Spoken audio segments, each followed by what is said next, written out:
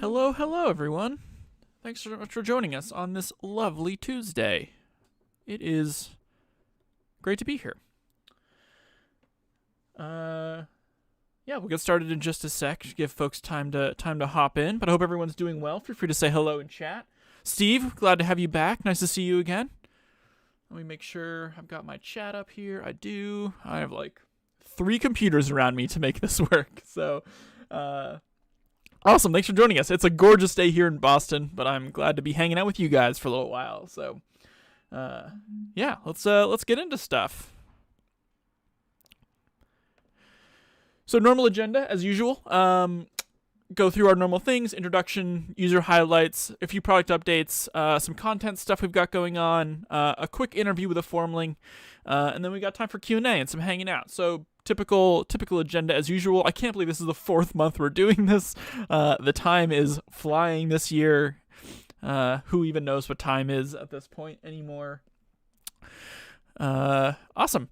Really briefly, and I know I've covered this before, Community Roundup is just our monthly show to connect with you guys, the community, to talk about what's going on in the world of Formlabs, some cool customer parts we've seen get printed, get a little more insight into what we're working on, what we're thinking about, that sort of stuff. And please, throughout, ask any questions you've got, whether they're about what I'm talking about or just in general 3D printing stuff. I'm more than happy to chat about it, and I like hearing what you guys are working on.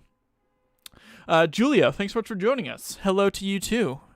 And it is a sunglasses day. You can probably tell behind me.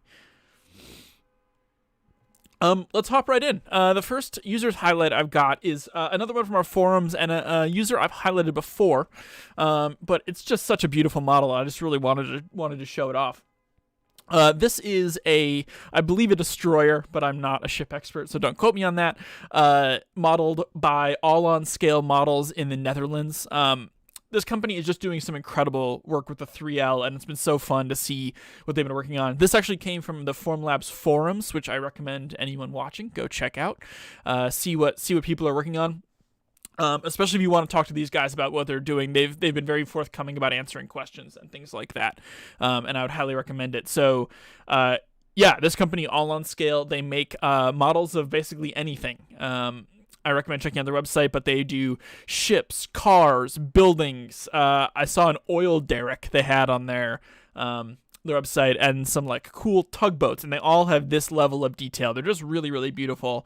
I'd love to get them on sometime to talk about what they're working on, because it's just so cool. Sorry, quick check there. As usual, I'll just mention it really quick. Anything I mention here should have a link in the description below this video, so feel free to pop that out and click those links. I encourage you to. Please go check out this work. Go leave comments, ask questions, all that kind of stuff. So yeah, anything I mention here should be linked below. Next one is really cool. So this is from a company called Mighty Jack's Toys. If you're in the toy world, this name probably rings a bell to you. They're pretty prolific and do some really incredible work, as you can see here. They're another Form 3L owner. As you can see on that picture on the right there, from their Instagram, that piece was all done in one go. That really beautiful, what they call the Revolution print, which I think is just awesome.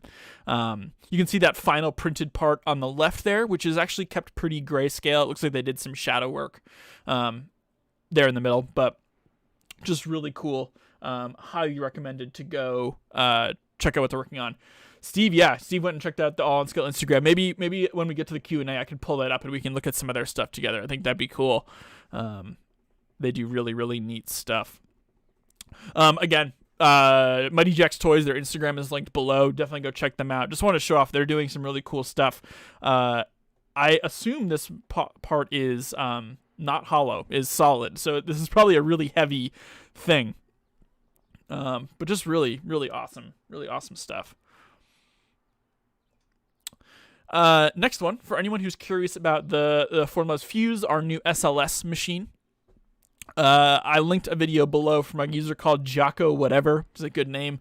He's an Italian product designer who does a huge variety of different stuff, all about different aspects of prototyping and industrial design and the creative side of design, all that kind of stuff. But he did a really terrific video on unboxing his new fuse, going through the whole process and cleaning the part, as you can see here in the screenshot I captured using a little air blast. And it's cool. The video, this thing comes out of the powder in a solid cube of powder with all of these little holes filled in, and then he blows them out, and it looks really neat. I will say the video is in Italian. I don't speak Italian. I got most of the gist of it from context clues. If you do speak Italian, great. Let me know how it looks. But it's cool just to see a fuse in the world. We're still in the phase with the fuse where it's weird to see it out there because it's so new and there aren't a ton of them yet. So anytime one shows up somewhere and someone gets to using it is really exciting for us still, and hopefully will stay exciting for a while. But definitely recommended to check their stuff out as well. Some really cool video content. Next, I know the last 2 months I've mentioned Adam Savage stuff, but I've got another thing to mention, so I'll throw it in here as well. He built a cure box for a cure chamber for his 3L. The video is linked below. Highly recommend checking it out. It's really cool. He built this rotating platter inside this hexagonal wood shell with foil and LED lights and a heater and all the right stuff you need to cure Formlabs materials. I'll mention, just for the sake of saying it, that we are working on a 3L cure and a 3L wash. Both of those things are coming, not out yet, but for the time being, our users are doing some really exciting kind of DIY solutions for these things, which is so cool. Highly recommend checking that out. Another one, and this is exciting for me because I know you guys have asked me about some hands-on stuff, and I took that maybe a little too literally. I showed off Daniel Bell's work from a few months ago. His Instagram is also linked below as well. Definitely recommend checking that out. Yeah, Steve's been following him forever. He's an incredible artist. And again, if anyone is sort of even tangentially connected to the toy world, I'm sure Sideshow Collectibles rings a bell. They're kind of one of the top players in the biz for the sort of low volume but really high quality toys and models. So the thing I wanted to show off was that he sent this hand model to us, and we printed it out. So here that is. It's his full hand, life size, that he sculpted in ZBrush. Let me see if I can get some light angle here so you can see some of this detail. But it is a pretty astonishing model that he did. Yeah, thanks again to Daniel for sending this over. It's so cool to see this, and I'm so glad we were able to show it off. But just an amazing ZBrush sculpt that I'm so excited we could look at here.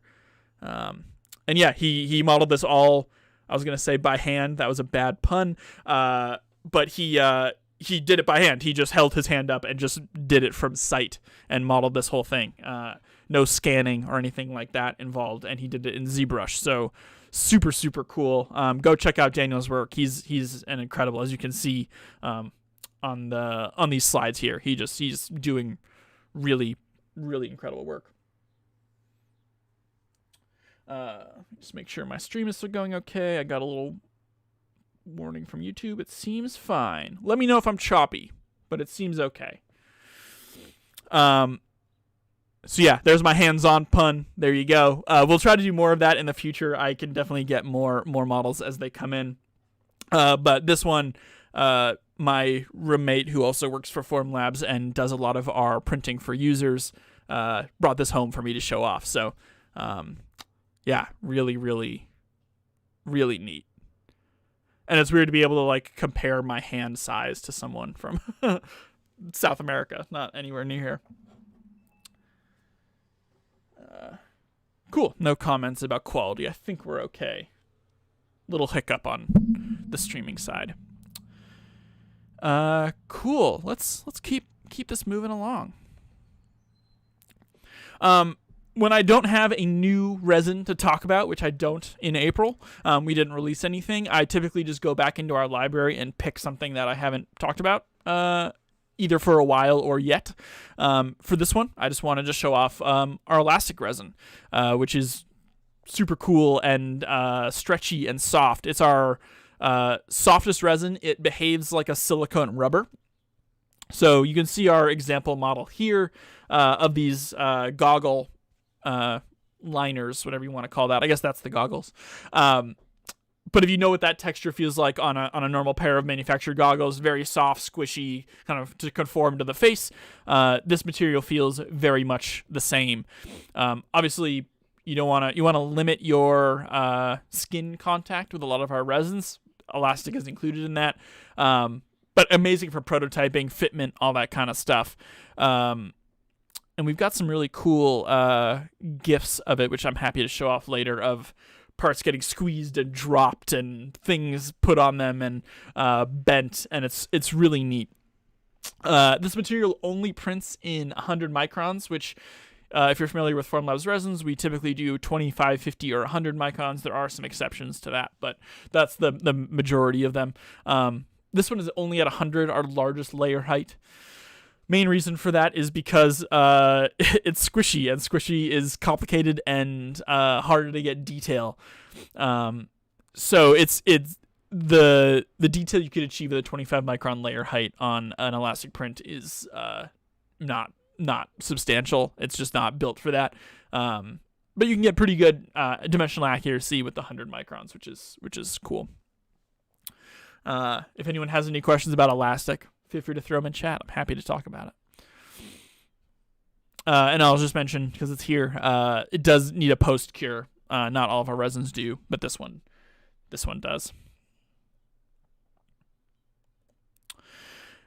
Next up, just talking about some stuff we've had in the past couple weeks, some video sessions that some of you guys might find valuable. So we've got 3 here to run through, and I'll just give a brief description of each one. And as I mentioned, these are all free to watch, and they're all linked below in the description.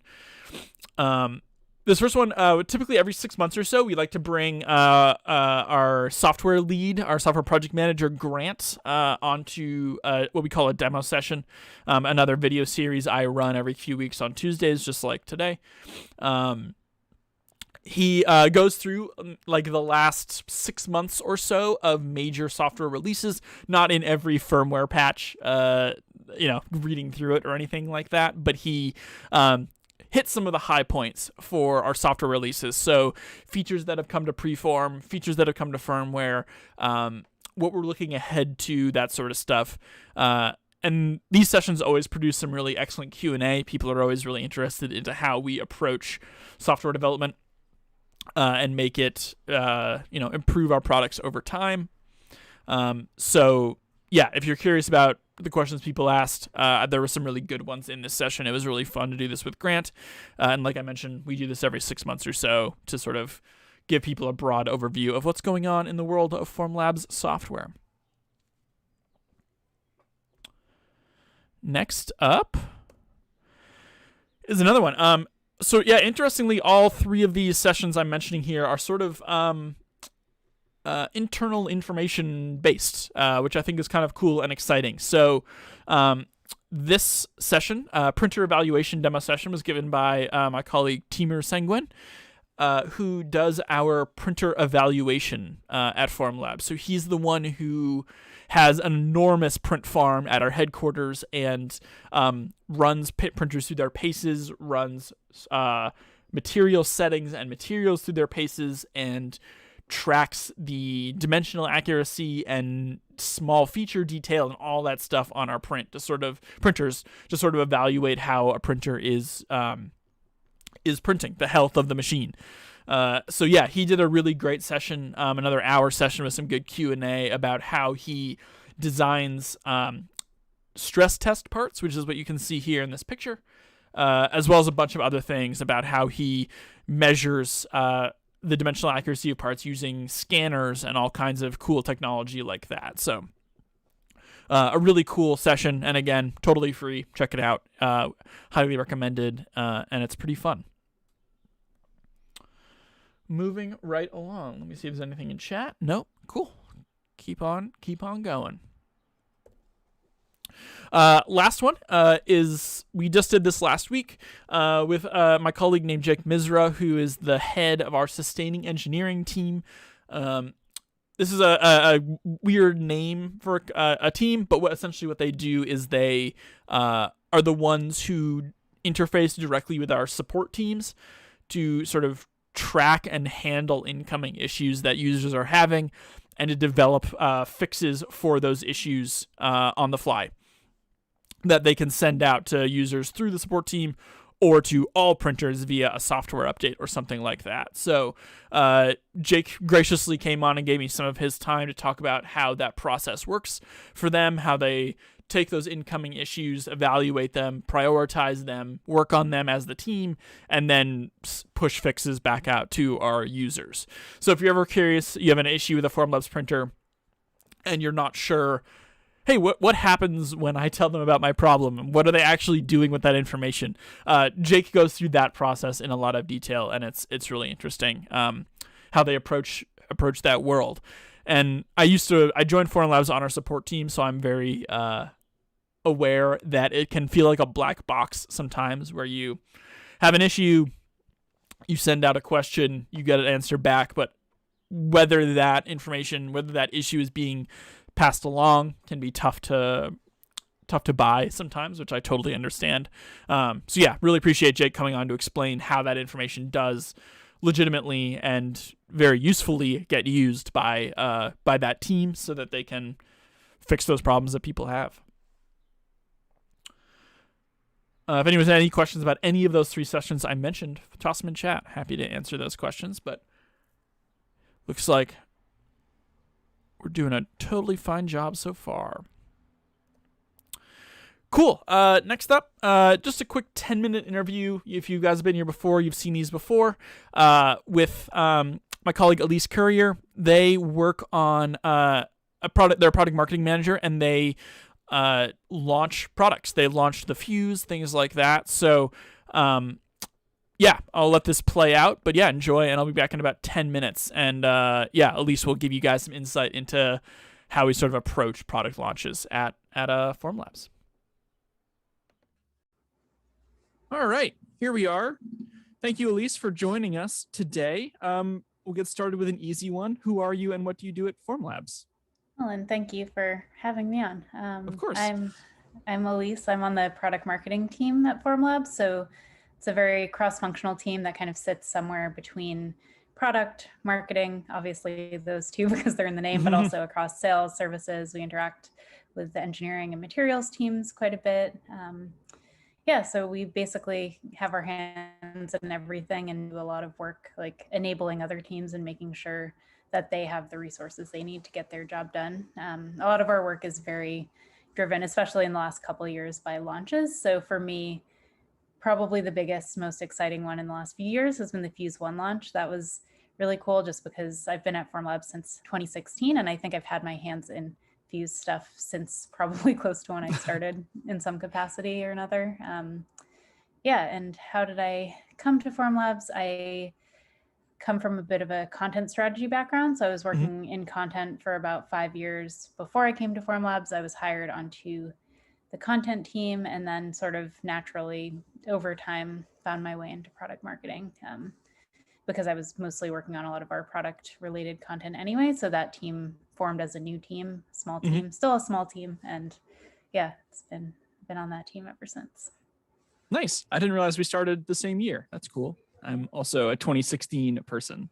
Nice. Awesome. And yeah, just another quick general one. What's your favorite aspect of working at Formlabs? I think I always say the same thing, even when I'm like interviewing candidates or whenever this question comes up, it's pretty obvious for me. Just having a really inspiring customer base and community. I think just seeing the kind of endless amount of ways that people are using our products to actually make an impact. And yeah, just having no shortage. When I was on the content team, it was certainly nice not to have any shortage of possible stories to write about and tell. I think one of my favorite projects I got to work on sort of early in my time at Formlabs was we did a video with Aaron Sims Creative, which is a visual effects studio in Burbank. So got to learn a lot about the entertainment industry, fly out there and kind of learn how they were using the printers for creature and character design, specifically for the Demogorgon monster in Stranger Things, which funny enough, I had not seen until I was assigned to the project and then decided Afterwards. I should watch the show. I'm not a big TV viewer, but it was fun to have that as kind of a homework assignment. And yeah, kind of on the flip side of that, I think working on that's obviously kind of a fun entertainment project. There's also so many projects across so many industries, like medical, dental, all these different fields that I never really thought I would know so much about or get so involved in. And sometimes I think of it as, I feel like it's a nice middle ground of being consistently at the same company for a long time, but maybe having some of the like variety and novelty that you would get working. From what I understand, I've never worked in an agency, but it seems like people who work in agencies, you're always jumping across a lot of different clients and use cases. So that's definitely a cool aspect too. Definitely. And yeah, I think everyone has a similar thing, but I guess that means it's consistent, right? That like, hey, you can talk to Marvel in the morning and a dentist in the afternoon, and that keeps things pretty fresh. And what's the most challenging aspect of your work at Formlabs in general? Yeah, I think actually in a way, the above advantage or favorite part can sometimes be a big challenge just because there are always so many possibilities of what I could be working on at any given time. And there is a good amount of autonomy in like making those decisions. So I feel like I've gotten a lot better at learning how to prioritize my work, knowing when to say no. I can also be someone who, like, if I can just research a topic for a month and get really deep in it, I will. But when things are moving quickly and when there's a lot to work on, sometimes you have to know when to dive deep and when to maybe move more quickly. So I definitely feel like being on a launch schedule and having so many options has made me a bit more action oriented and in a good way. Like I can get a little lost in the research side sometimes. Because there's a deadline. You have to be doing this thing by X date, which I'm sure really helps. Totally. Cool. And yeah, I know you mentioned before sort of what your role is, but as you think about your role, like how do you approach thinking about a product at Formlabs and launching a product more generally? And I know we can get to the Fuse in a few minutes as well, but in a general sense, sort of how do you approach a product at a hardware company like this? Yeah, so I think the biggest thing that the product marketing team gets really deeply involved in is working on our kind of go-to-market planning and strategy, and then also our messaging and positioning. So throughout that, we work really closely with the product manager. Basically, when it looks like a product is ready to be brought to the public and brought to market, the product team brings it to us, and then we spend a lot of time thinking about what is the biggest message we want people to walk away with.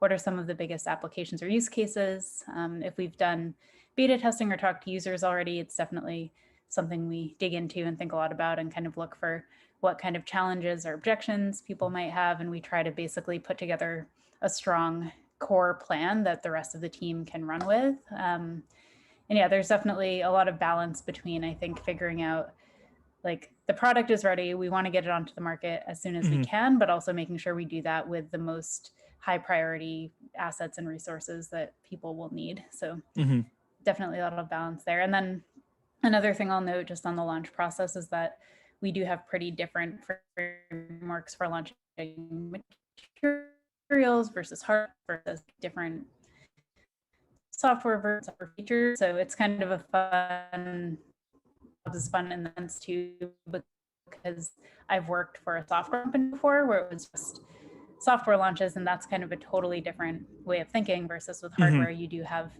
different like stage gates and different things you have to think about. So it's nice being able to balance between all.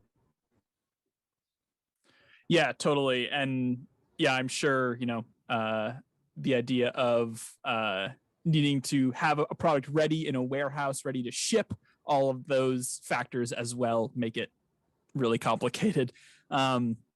Speaking of that, with the Fuse, were there any kind of specific challenges you ran into with that product, bringing it to market? I know it was a long gestation process for sure, which probably didn't help.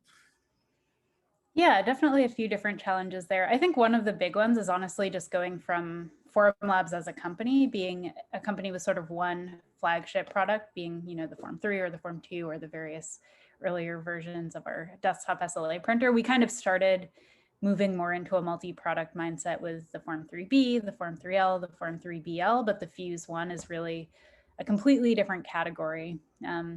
So yeah, definitely with this launch, a lot of our launches will be like, okay, we're launching this material or this printer and thinking of it kind of in its own lane. Obviously, we also think about how it fits with the other products, but with the Fuse, I think it brought that to a totally new level where we definitely want to think about like when people should be choosing the Fuse one, but also how the products all relate to each other. And it would probably be a lot easier if they had extremely clear lanes of their own, but actually it is more of a Venn diagram and they all kind of fit at different stages of the product development process. And there are many cases where someone might want all three or two different printers or might want to use them together in different ways. So I think that's one of the challenges, and it's an ongoing challenge and something we're definitely always thinking about is like, when should people be using which printer and how can we be clear about that without making it so prescriptive that the kind of nuance of how they relate isn't clear. Right. And even something, like people always ask what we think of FDM, and we always say like, no, it's good. Like there's a place for that in your toolbox, just like everything else we make. It's all sort of the same. Awesome. Yeah, and then last question, what's your favorite thing you've printed? I think probably one of mine is from very early in my time at Formlabs. So I started in, I believe, September 2016. And for October 16, I managed to get a little help doing some CAD and designing a part of a Battle Royale Halloween costume, which was one of the like explosive collars that they wear. So that was fun. I also got to paint it. And so it was a kind of cool way to go all the way from the CAD through the printing and then actually doing like a finishing process beyond just using the print itself. And kind of longer term, I think just in general for me, even after knowing theoretically about a given material, I think printing and materials like elastic 50A or flexible 80A or rigid materials and the ones that are just really different from what I maybe imagine 3D printing to be, I always find that fun, and to do it myself always just feels kind of like a cool novelty. And yeah, part of that is just that I had my image of what 3D printing was before I started working here as someone who wasn't really in the industry. And there's still kind of some magic to seeing these things come out of the printer that are bendy or feel really smooth and polished or just aren't what I would have expected 3D printing to be. Yeah, absolutely. And what a great cosplay idea. I would never have thought of that, but that's that's a really good one. Well, Elise, thank you so much for your time. This was great. And yeah, hopefully we'll see you back again soon. Cool. Thanks so much for having me. Bye. All right. And we're back. Thank you so much again to Elise for that. Hopefully there was some interesting stuff in there. Really appreciate when Formlings have a little time in their day to give to me for this little, these little segments. It's people are really busy and I always appreciate it. So yeah, big thanks to Elise for taking a few minutes. Hopefully we can have them back on again soon. Jack asks, great question. Are we going to see FDM or PolyJet soon? Nothing to announce at this time. And I'm not saying that in a wink, wink, nudge, nudge, nothing to announce way, just nothing to announce. But I'll say that we are always looking to expand what we do and look into the next interesting, exciting thing in the world of 3D printing, and whether that's FDM, PolyJet, DLP, whatever. We're always keeping our eyes open. We are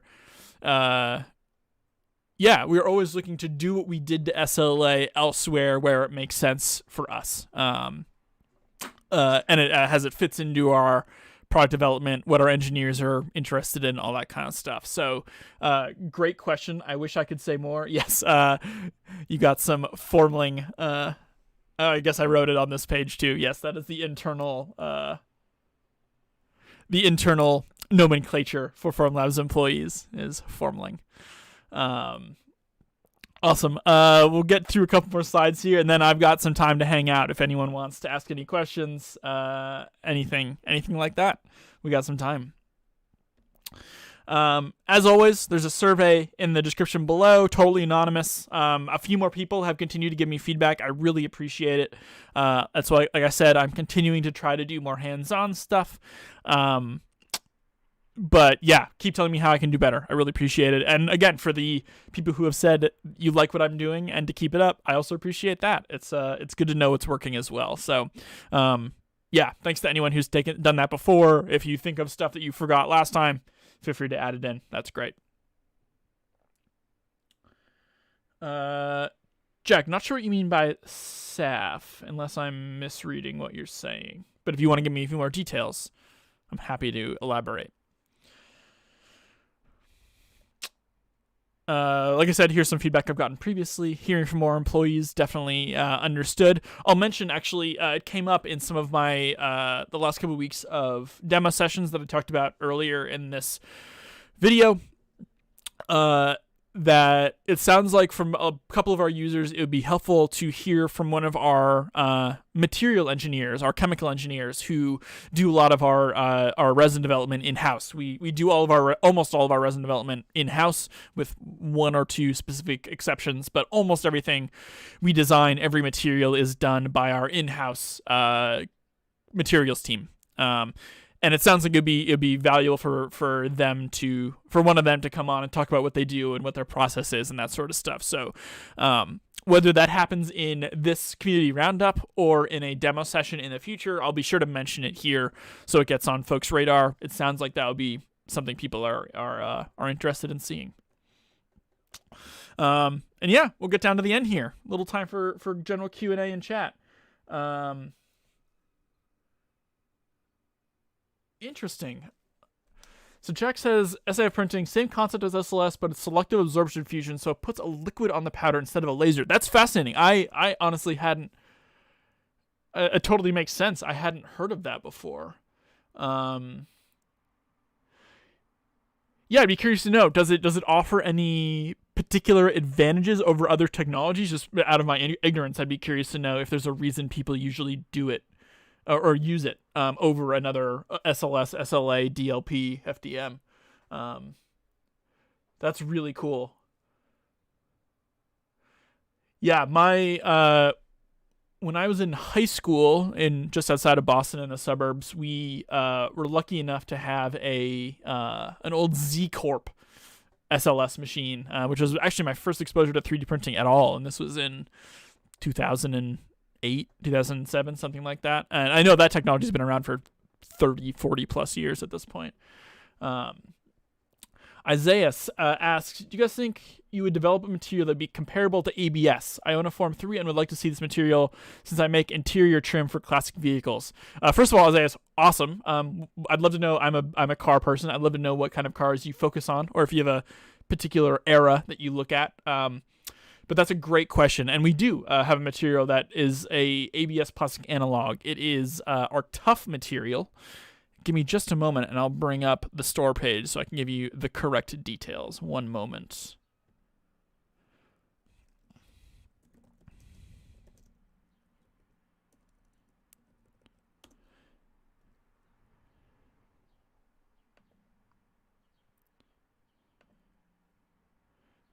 But honestly, that's one of it's a world I've wanted to get more exposure from, is the designing stuff for classic cars where you can no longer get obviously production run parts.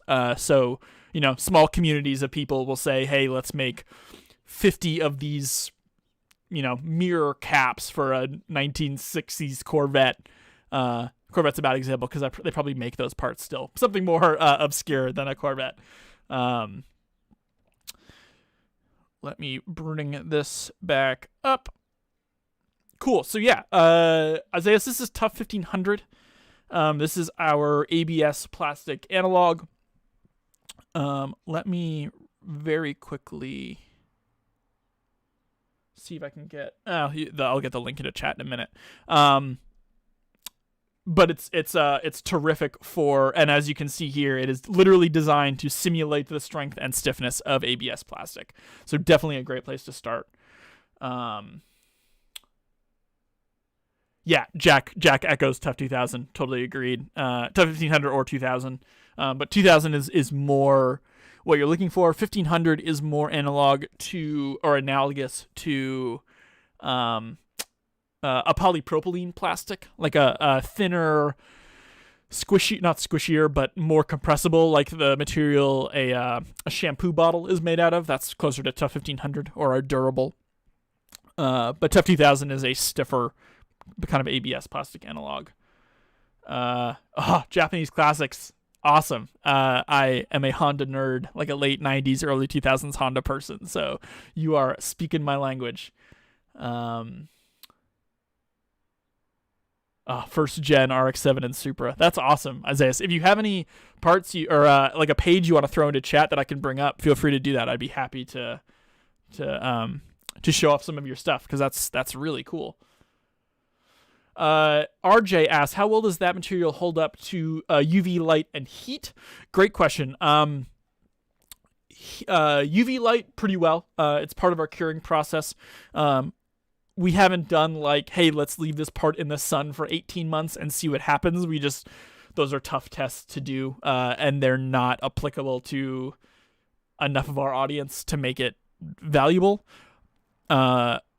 But I think limited sun exposure, something like that, is totally fine. As far as heat, some heat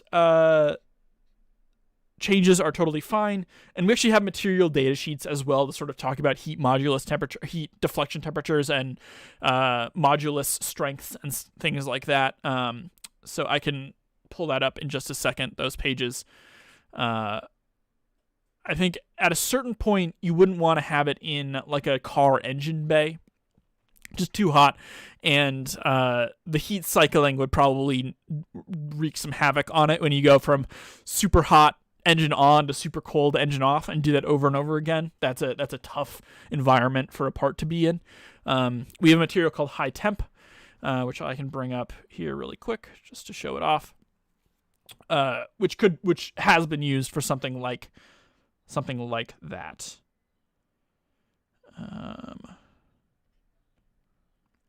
Let's see if I can remember which category it's in. Yep, specialty use. High temp is our best for heat. Let me get my numbers here just so I don't give you the wrong thing. Heat deflection temperature of 238 C for high temp. So it's pretty serious. For a while there, I don't think this is still the case. It might be. Our sample part for high temp was a blowtorch nozzle. And it could be used. You could turn on a blowtorch with this nozzle installed and it would be fine. So it's a pretty hardy material, and I've heard of people doing in-engine bay part prototyping with this material. Makerspace USA. Hello. Hey, how's it going? Brad, as usual. Tough 2K and awesome. Yeah. Says it and taps very well for screws. It totally does. It is designed to be. It is part of our engineering line. It is designed to be screwed and tapped for screws and bolts and nuts and things like that. So it's terrific for that. And it said you've used that for intakes. That's awesome.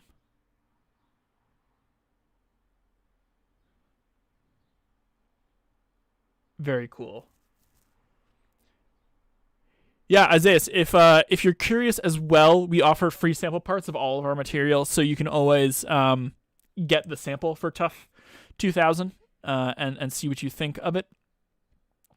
Let me remind myself what that sample part is, just so I don't forget. I think it's there was a spring for a while. Right, yeah. So Tough 2000 is this little case thing here. And the Tough 1500 is actually a spring part. Excuse me. And then durable is this, is like I mentioned, for pliable prototyping and interfaces where two parts need to rub against each other, because durable has a really low friction coefficient. So it won't rip itself to pieces if you use like it for gears like you see here in these pictures. But yeah, Isaiah, I'd love let me know if you get it and let us know what you think. If you want to come back for next month's roundup and let us know, that'd be great. It's I'm always curious to hear car stuff because it's such a personal thing of mine. Actually, before I forget, forgive me, I'm just gonna find those material data sheets for you and link them in chat so I don't forget.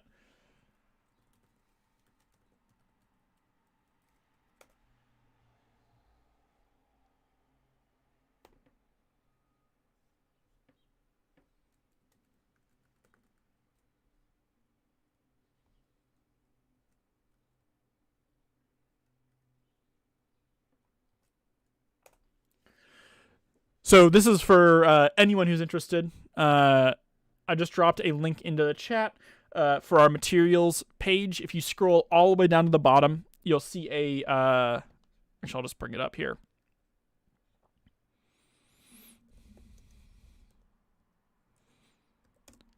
And yes, the way I navigate to our own website is typically Google.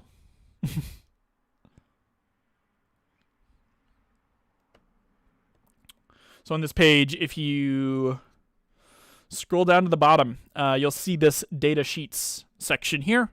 Just select your material and your language and hit search, and it'll give you what you want.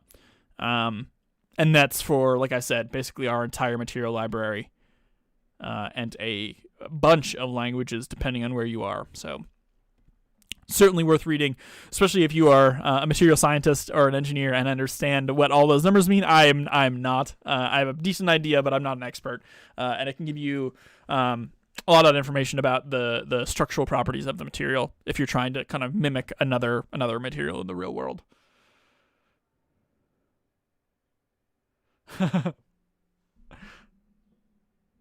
Yeah, looks like we all want to be compensated for this work. I think we all deserve a finder's fee, everyone here. So, Makerspace says, also beware, Tough 2K has a shorter tray life than some of the others. Love our Form 3s, but please be aware they do not last forever. Certainly true. That's interesting. As far as I'm aware, Tough 2000 is not one that's particularly brutal on tanks, but I have not done a lot of work with Tough recently, so I could be wrong. It also depends on how hard you're hammering a specific spot on the tank and moving things around. I know you know this, Makerspace, just speaking generally, that there are ways to sort of mitigate the damage to a tank. Not damage, just use, I guess. RJ asks, is the forum on the Formlabs website the best place to converse with the others still, or is a Facebook group? Great question. I'd say the forum is still the best place if I guess if you don't need an immediate answer, if you're just looking to just like connect with people and show off your work, I think the forums are the best place. In terms of Facebook groups, we have some. Most are not run by us. They're run by users who are enthusiasts, and that's fantastic. We appreciate them doing that. So yeah, you're less likely to get... Oh, and the other thing I'll mention about the forums is if you do want input from a Formlabs employee, myself or someone else, that's the best place to do it. It's harder for us to give good answers like that on Facebook just because it's less static. It's the Facebook can obviously move along pretty quickly from a given topic, whereas our forums can hang around for a little while and sort of grow over time. But great question. And yeah, if you search, let me really quickly bring up that Facebook page just so I can link the right thing.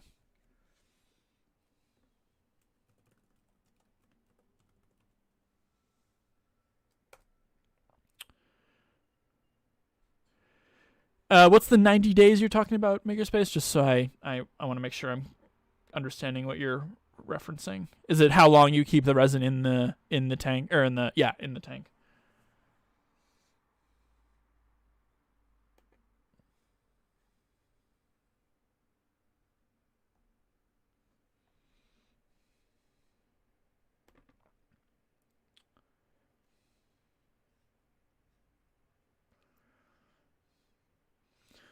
So yeah, nothing comes to mind. I did a quick search and I'm realizing that we may have a Facebook group incoming that Formlabs will be a little more involved in. Oops, sorry, my computer monitor here that I use as a light just turned off. There we go. I think I can mention that we have a Facebook group that's more official that's coming, and I'll be not heavily involved but involved in that. But yeah, for the time being, if you want kind of an official Formlabs response, that's the best place to go. Yeah, so Makerspace says tray life. Yeah, exactly. And yeah, part of that is also the reason why we don't recommend stockpiling resins. We recommend you sort of have what you need that you're using right now, like N+1 number of cartridges of that resin. I would say same thing on tank, just like having one in reserve at all times is a good idea. You never know when a tank will just give up, not leak, but just stop producing the results you want. And then that's the time to sort of swap out. With the new tanks and the Form 3, those numbers are luckily going up quite a bit, and they're lasting quite a bit longer. But there are some materials that could still be pretty hard on tanks. Like I said, Tough 2000 doesn't usually come to mind for me, but I totally buy that it could. High temp is also can be pretty savage on tanks. Let me see if I missed anything else here in chat. Cool. That covered most of it. Anything else? We got a few more minutes here. Happy to keep hanging around for a minute. Oh, I know what I was gonna do. Here's if anyone just wants to see a few of these models, all on scale. The folks I mentioned earlier in this video. Here's their Instagram. Just wanted to show off a couple of their parts because I think they're neat. Cargo ship, which I'm sure a lot of us are tired of thinking about at the moment. But yeah, they do just some really incredible work. Here's a very small one. This was posted on our forums. This is a 3L model. As is this one, which you can see, I believe, here. So yeah, here's the 3L. That's the full 3L build volume, and the big long 3L tank there at the bottom. Excuse me. There's the Duo. I promise I didn't look through their thing too much before I did this. That they are just enthusiastic users. Oh, I'm sorry. Jack, did you link your Instagram and did I miss it? I apologize. I'm happy to show it off if you'd like. Let me scroll back through chat and make sure I didn't miss anything. Oh, RJ, I'm so sorry I missed your chat about getting your 3L tomorrow. That's awesome. And your first Formlabs printer? That's so exciting. Do you have any questions about sort of getting started, I'd be happy to point you in the right direction. Okay, good. Jack, sorry about that. I was so worried. I'm keeping a close eye on chat. I didn't want to neglect anyone. Yeah, RJ, congrats on your 3L. Would love to hear your experiences. That's awesome. And yeah, actually, that's an interesting question of how many folks are buying a 3L as their first printer. It's not that scary. It's pretty easy to use. That's Adam Savage's first Formlabs printer, as I've mentioned. He does not have a 3 or a 2. Here's a little, like, I don't know what you call this, moving water uphill machine. Water turbine. There you go. Oh, cool. So RJ had an original Form 1. Awesome. I actually joined Formlabs sort of right as the 2 was coming out, the Form 2. And like I said, I joined Formlabs on the support team. So I was trained on the Form 1.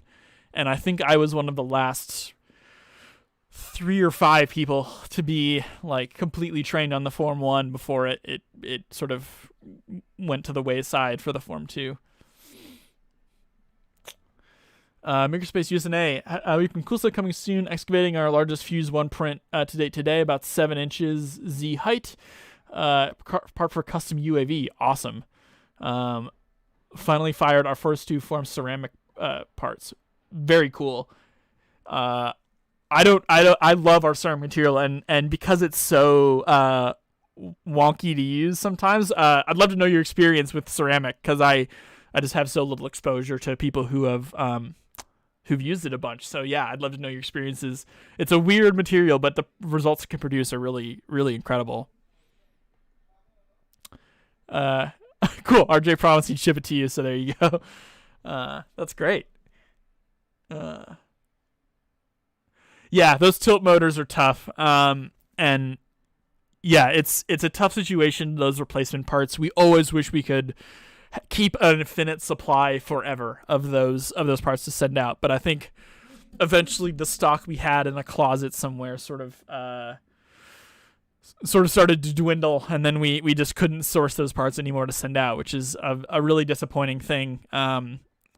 We take it hard when a user comes away from a support interaction with us not happy, and when we're just not able to provide a replacement part they need. That really sucks, and we don't feel good about that, even if there's nothing we can do. So I hope everything works okay for you.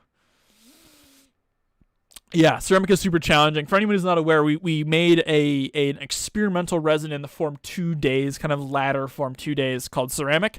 It is a ceramic material that can be printed and then fired in a kiln, like any other ceramic part. One weird thing about it, and I'm sure Makerspace is well aware, it has a pretty ridiculous shrink ratio. It shrinks to like 15 to 20% during firing or during like post print? It's been a while since I remember, but it shrinks a lot.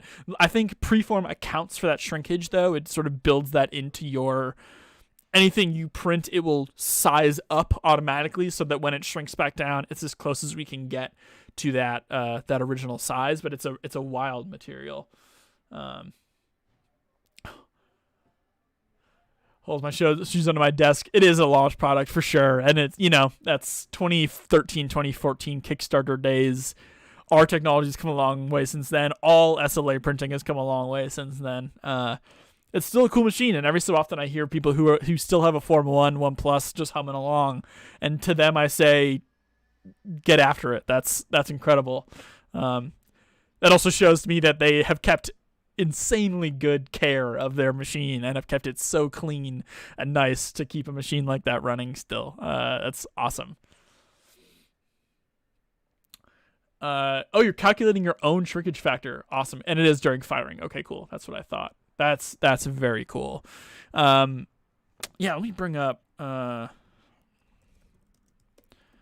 just if anyone is curious, because you can, of the way it's a 3D printed material, it can produce shapes that are just physically impossible to produce otherwise. So you can see here's some examples of jewelry. These earrings and this necklace are both, sorry, let me move out of the way there. Done in ceramic, and these just really complicated geometries that are just would not be possible to do by hand or via any other method with ceramic. RJ got it in 2013. That's awesome. So you must have been did you do a Kickstarter? Yeah, 2 Kickstarters in here. Awesome. Yes. So yeah, the consequences of a Resinsville on the Form 1 Plus were not fun. Having done those repairs myself because I needed to learn how, and also coaching a lot of other people through those repairs via email. That process is not great. It's just a hassle. That was improved a little bit with the Form 3. There was a glass panel above the mirror, and then obviously mitigated even further on the 2. There's a panel. On the 3, it's all contained in the LPU, so a spill shouldn't get anywhere near the optics most of the time. I'll keep scrolling down here so you can show off some of this stuff. Here's my old boss Sebastian doing a very funny introduction video for ceramic. If anyone's curious and wants to have a good chuckle, I would highly recommend it. He's a funny, stern German guy. And yeah, here's some of those designs I was referencing. Just some really, really beautiful, incredible geometry that is just not feasible via other methods. And it can be glazed like normal ceramic. we were pretty excited to get it as to supplement our FDM. Yeah, absolutely. And that's an attitude we still appreciate today. We know we are not a one size fits all solution for all 3D printing problems, or not problems, projects. And FDM still has a really important place in there for a lot of reasons. Cost, variety of material, especially from an aesthetic point of view. FDM is obviously miles and miles and miles ahead of where SLA is in terms of getting wood or stone or metal or flecking or paint or all that stuff. You can do some really wild stuff with FDM materials. It either spilled the resin on the mirror, broke the tilt motor, or the VAT's super weird.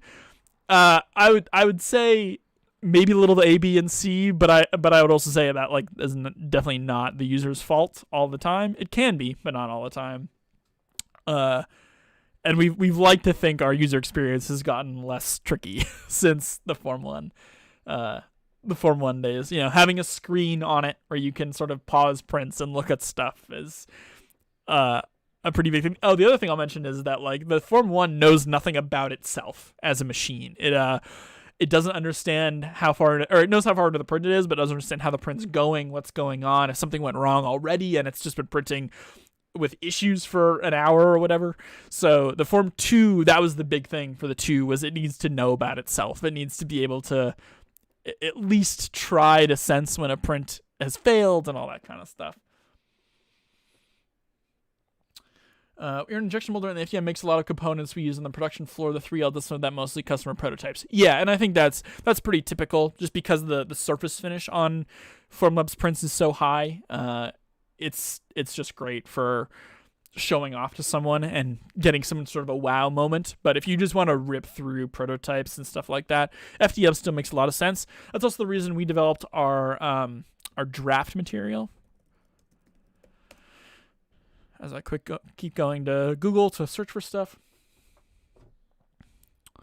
Our draft resin is our only material that can print in 200 microns, which is double, obviously, 100 microns, which means it can print, I want to say, guaranteed twice as fast, but pretty close to twice as fast as any of our other materials. So it's in the ballpark as FDM speed. I will say that.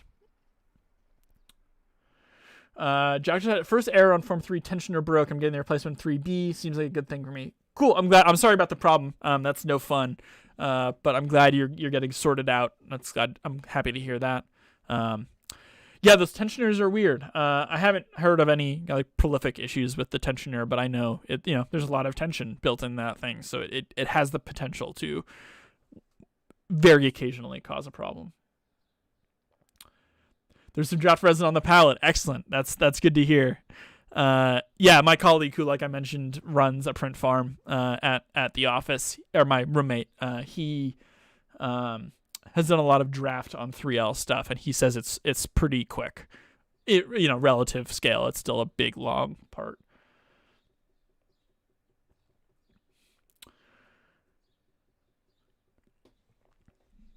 Cool. I can hang out for another couple minutes as folks are chatting in the chat, which I love to see.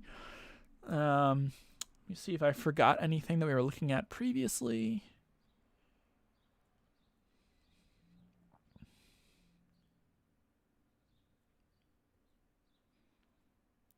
Oh, I know what I can show off before we go. So speaking of cars, I do some kind of light sim racing stuff. So I have a sim racing chair folded up next to me right here.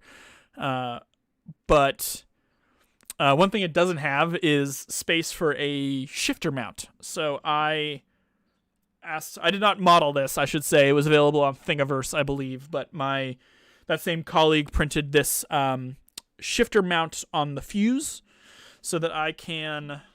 One moment.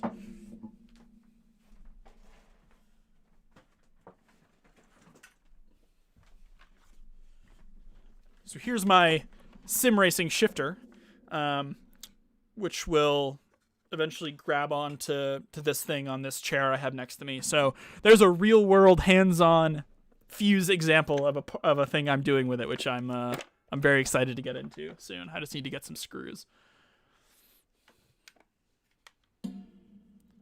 Next community roundup, sit in the chair. Okay.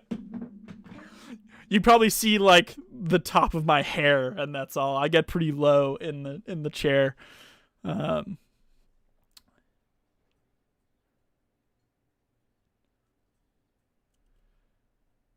Yeah, maybe I could like do a race while I'm doing the next roundup. Just like start tying hands behind my back as a challenge of how to do a community roundup. Make it really hard on myself. I'll just mention as maybe a last thing here, I've seen some discussion in the chat about injection molding, which is awesome.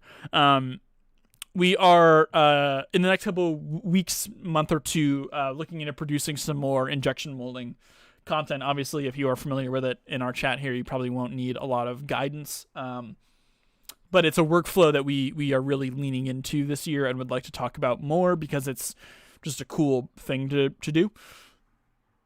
Excuse me. So I'll also mention we have some injection molding stuff coming up. If you're curious, just keep an eye on our announcements about what we're working on. Awesome. Well, we are at time, but as usual, thank you so much, everyone, for joining us. I hope this was fun and exciting. I had a great time chatting today. I was a little worried we wouldn't be able to fill up our time, but we did without too much issue. So, my light turned off again. There we go. So yeah, thank you so much for your time. This was great. Hopefully we'll see you back again in about a month. I don't know if I have a date planned, but it's almost always a Tuesday. It's almost always the last Tuesday or two of the month.